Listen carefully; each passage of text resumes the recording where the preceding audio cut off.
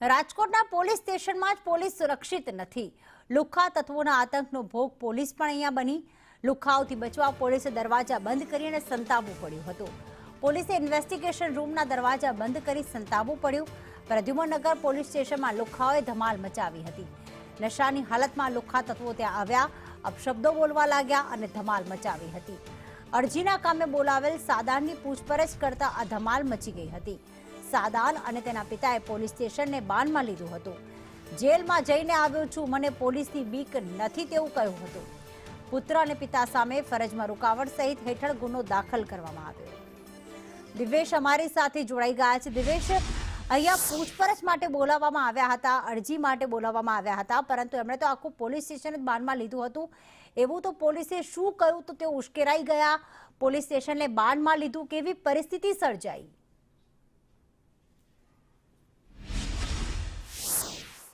ચોક્કસ પ્રીતિ, વાત કરવામાં આવે તો રાજકોટના પોલીસ સ્ટેશનમાં પોલીસ જ સુરક્ષિત ના હોય તે પ્રકારનો ઘાટ છે તે સર્જાયો છે। હું તમને સીધા જ પ્રનગર પોલીસ સ્ટેશનના દ્રશ્યો બતાવી રહ્યો છું કે જેમાં ઘર કંકાસ બાબતે પીએસઆઈ કે ચાવડા અને તેમનો જે સ્ટાફ છે તેના દ્વારા આરોપી સડાન છે તેને બોલાવવામાં આવ્યો હતો અને તેનું નિવેદન છે તે લેવામાં આવ્યું હતું। નિવેદન દરમિયાન સાડાન છે તે ઉશ્કેરાઈ ગયો હતો અને તેને દારૂ પણ પીધેલો હોય તે પ્રકારની ચર્ચાઓ છે તેને જોર પકડ્યું છે। ત્યારે આ ઉશ્કેરાયેલા જે આરોપી છે અને તેના પિતા છે તેના દ્વારા પોલીસને ગાળો દેવામાં આવી હતી, ધાકધમકી દેવામાં આવી હતી અને કહેવામાં આવ્યું હતું કે હું જેલમાં રહીને આવ્યું છું, મને પોલીસથી એક પણ પ્રકારનો ડર લાગતો નથી।